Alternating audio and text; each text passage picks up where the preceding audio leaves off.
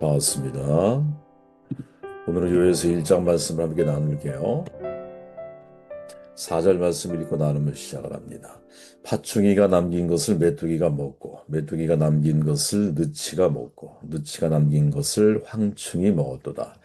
취하는 자들아 너희는 깨울지어다. 포도주를 마시는 자들아 너희는 울지어다. 이는 단 포도주가 너희 입에서 끊어졌음이니 다른 한 민족이 내 땅에서 올라왔음이로다. 그들은 강하고 수가 많으며 그 이빨은 사자의 이빨 같고 그 어금니는 암사자의 어금니 같도다.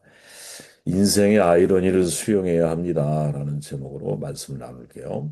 유명한 메뚜기 재앙이 소개되고 있죠. 메뚜기 재앙으로 인한 자연재해 피해가 동기가 돼서 백성들에게 여호와의 날에 대해서 대비할 것을 요청을 하고 여호와께 돌아와라 라고 말하면서 회개하는 자들에게 이방인의 침입에서 구원을 약속하고 있는 책으로 사실은 요엘서가 이해되어 왔죠. 그런데 중요한 것은 메뚜기 재앙이 실제로 일어난 역사적인 사건인지 외세 침입에 대한 비유인지 또는 상징인지 그 모호성으로 인해서 해석에 난제가 있다라는 거예요. 예언서의 신학적 맥락을 놓고 보면 전반부의 메뚜기 재앙은 죄 심판 회개 구원의 언약적 관점, 신명기적 관점이죠. 죄에 대한 하나님의 심판으로 보통 일반적으로 이해를 해요. 그러나 사실은 문학적 관점으로 바라보면 이 메뚜기 재앙이 대단히 모호한 사건이라는 거예요. 아이러니 효과를 불러일으킬 수 있다라는 거죠. 저는 이게 우리가 중요하게 봐야 할 어, 많은 분들이 이제 이런 관점을 이야기하지 않는데 왜 이게 아이러니한 거냐? 재앙은 있는데 그래서 회개를 요구를 하는데 무슨 죄 때문에 메뚜기 재앙이 벌어졌는지를 이야기하지 않는다라는 거예요. 이 사람 황당한 거죠. 엄청난 자연재해가 찾아왔어요. 메뚜기 재앙이라고 하는 거. 아시잖아요. 메뚜기 재앙은 펄벅의 대지에 보면 그 영화에서도 제가 기억이 나요. 지금도 어마어마한 메뚜기 떼가 한번 안고 떠나가면 진짜 황폐화되어져 버리잖아요. 뭐든지 다 먹어 치우니까 메뚜기가 무시무시하죠. 지금 여기에 나오는 뭐 느치, 황충 이거는 뭐냐면 메뚜기의 종류 네 가지 종류를 말하는 거래요. 주석을 보면 그러니까 수많은 다양한 종류의 메뚜기들이 와서 땅을 완전히 황폐화시키고 있는데 그로 인하여 여호와께 돌아와라라고 회개를 요청하고 있는 것 같지만 실은 너희들이 무슨 죄를 졌는지 그 죄의 원인이 무엇인지 전혀 지금 요엘서에서는 이야기하지 않는다는 거죠. 그러니까 이 속에는 매우 중요한 하나의 효과가 숨어져 있는데 그게 바로 아이러니라는 거예요. 이런 말이 있잖아요. 아이러니 없이 진정한 삶이 가능하지 않다. 키에르 케고르의 말이거든요.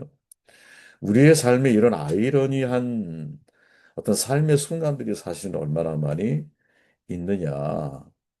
이걸 생각할 수 있어야 되거든요. 지금 요에서는 묘사하고 있는 이 메뚜기 재앙을 보면 메뚜기와 군대 이미지가 미묘하게 공존하고 있어요. 근데 여기에 대한 해석은 사실 학자마다 다 다르거든요.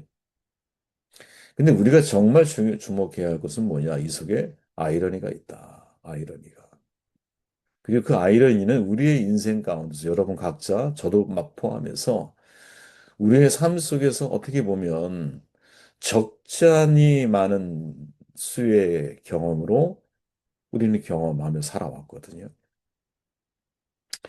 아이러니의 의미가 뭐냐? 표현의 효과를 높이기 위해서 실제와 반대되는 뜻의 말을 하는 것, 언어적 아이러니를 말하는 거죠. 예상 밖의 결과가 빚은 모순과 부조화, 모순이나 부조화가 있는 거야. 상황의 아이러니죠. 역설에 상응하여 전하려는 생각에 반대되는 말을 써서 효과를 보는 수법, 극적인 아이러니죠. 구조적인 아이러니도 그 속에 있는 거죠. 우리가 사는 세상 속에는 보통 언어의 아이러니, 상황의 아이러니, 극적인 아이러니, 구조적인 아이러니를 사실은 우리는 경험하며 살아가고 있거든요. 자, 다시 본문에 집중해 보면 메뚜기 재앙에는 상황의 아이러니가 있어요. 상황의 아이러니. 지금 선지자는 회개를 요청하고 있잖아요. 여호와께로 돌아와라. 다른 예언서와 달리 어떤 죄에 대한 심판의 자연재앙이 임하고 있는지를 구체적으로 밝히고 있지 않아. 이게 사실은 우리를 굉장히 황당하게 만드는 장면이거든요. 그래서 아이러니가 강화되는 거예요, 지금 상황에. 재앙은 왔는데 이유가 없어. 그죠? 그리고 이 재앙이 보통 재앙이냐? 아니요, 엄청난 재앙이에요. 왜?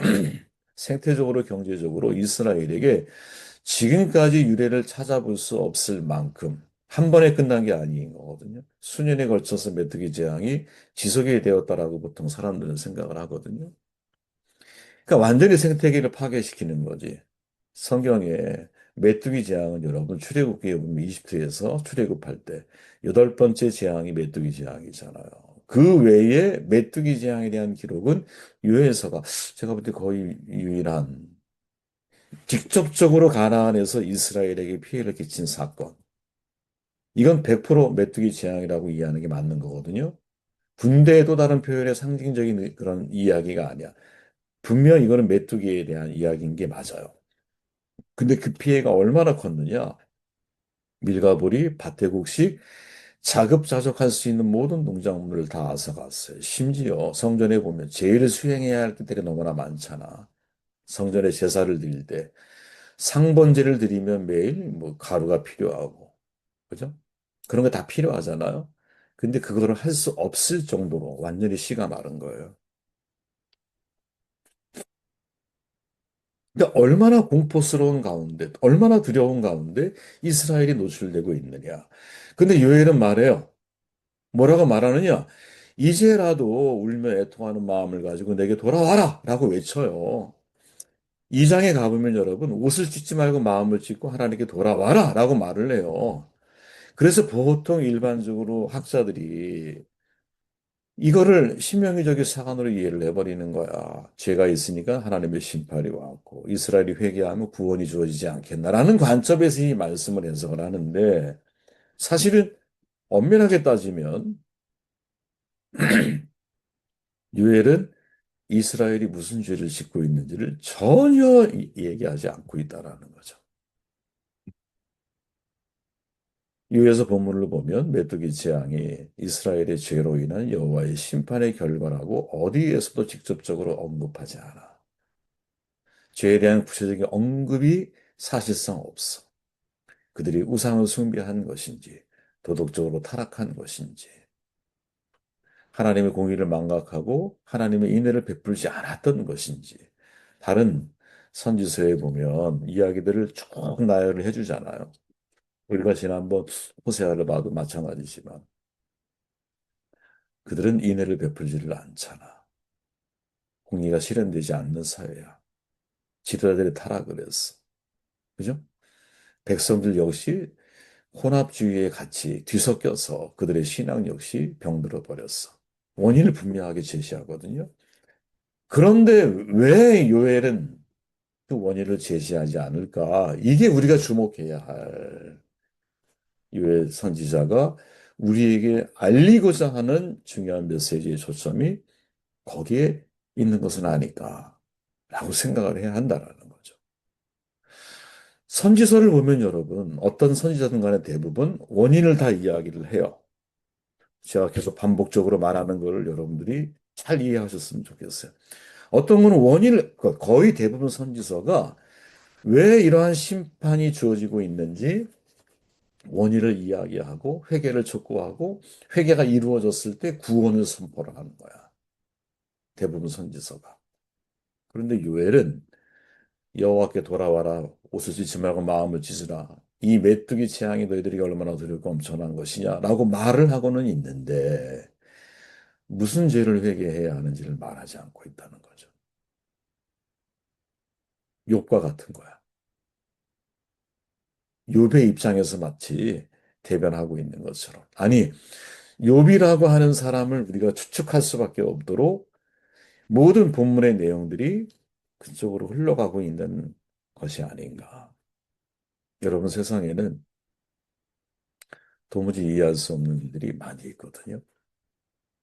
열심히 준비한 일이 순식간에 물거품이 되기도 하고, 옳다고 믿은 일이 도리어 외면을 받기도 하고, 내가 애쓰고 노력한 만큼 결과가 따라오지 않을 때도 있고, 마음이 복잡해지죠.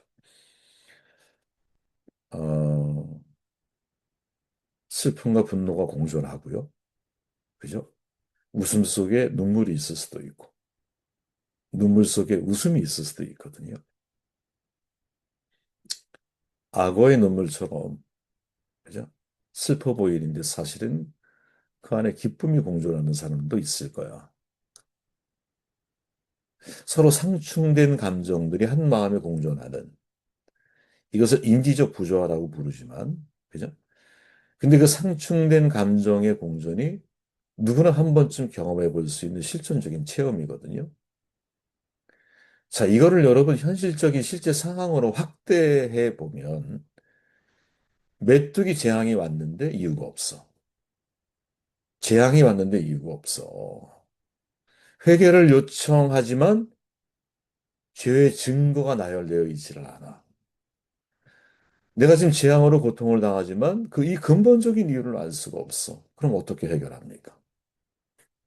이런 아이러니한 상황을, 이런 부조화적인, 좀 모순이 있는 것 같은 상황들을 어떻게 우리가 해석을 할 수 있겠느냐. 그런데 선지자는 여호와께 돌아와라. 이렇게 말을 해요. 다른 번역서에 보면 진심으로 회개하여라. 공동 번역에 보면 진심으로 뉘우쳐 나에게 돌아오너라. 아니, 뭘 회개하라는 거예요, 도대체?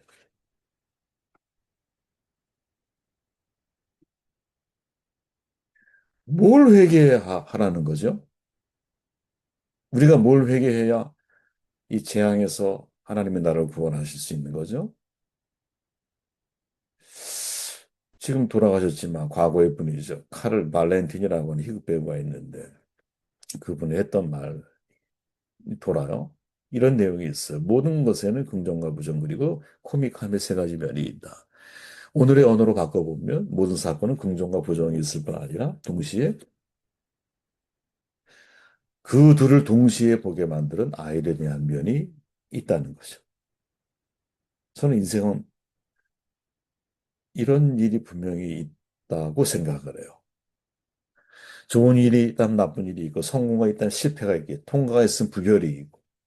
근데 언제나 이거 외에 또 다른 세 번째 면이 존재할 수 있다. 그게 바로 아이러니야, 아이러니. 여러분 인생의 아이러니대로 받아들여야 돼요. 다 해석이 안 돼. 모순이 있어. 우리를 하여금 부조화를 느끼게 만들어.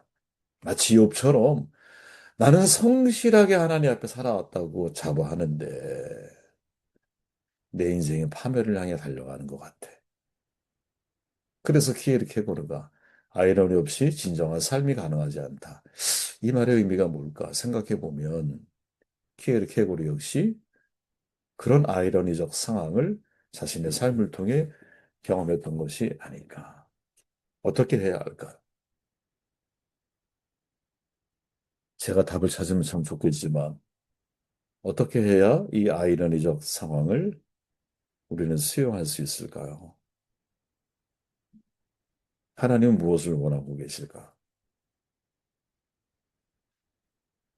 그런데 한편 생각해 보면 욥을 다시 떠올려 보면 아이러니한 상황 속에서도 내가 하나님의 절대적인 주권, 하나님의 자유에 대해서 내가 수용할 수 있는 힘이 있느냐. 저는 신앙의 꽃이라고 생각되는 영역이 제가 눈을 강조하지만 인생은 수동적으로 시작해서 능동적인 삶을 살다가 수동적으로 마무리돼요. 그죠? 우리 어르신들 봐보세요. 태어날 때 수동적으로 태어나. 젊음을 누릴 때는 능동적으로 인생은 살아가 할 거 다 해. 이제 기력이 다 쇠해지면 자녀들의 도움을 받아야 되는 게 인생인 거예요. 저는 사역도 이와 비슷하다고 생각을 하거든요. 예수님의 사역을 보면 넘겨주다라고 하는 단어를 통해서 앞뒤가 바뀌었다 그랬잖아. 전에는 능동적이야. 이제는 수동적이야. 이 둘을 다 수용할 수 있을 때 사실은 신앙이 건강해질 수 있거든요.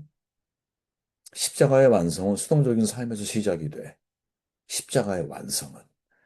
즉, 베드로에게 말했던 것처럼 너를 원치 않는 곳으로 데려가는 때가 있을 거야. 이렇게 말하잖아요. 바울도 죄수로의 신분으로 로마에 압송되잖아요. 그런데 그때 하나님의 놀라운 일들을 행하시는, 그때 하나님의 놀라운 일들을 행하신다라는 믿음이 나에게 있느냐.